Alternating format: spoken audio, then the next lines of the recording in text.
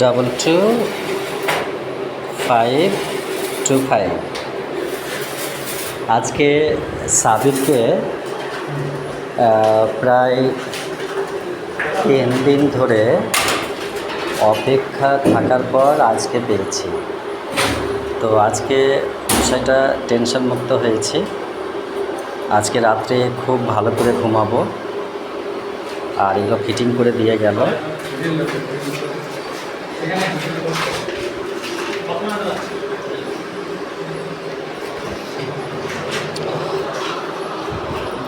ও তো আমাদের বাড়িতে গত 2 বছর আগে এসেছিল চালা করতে। তখন থেকে ওকে ভীষণ পছন্দ। তো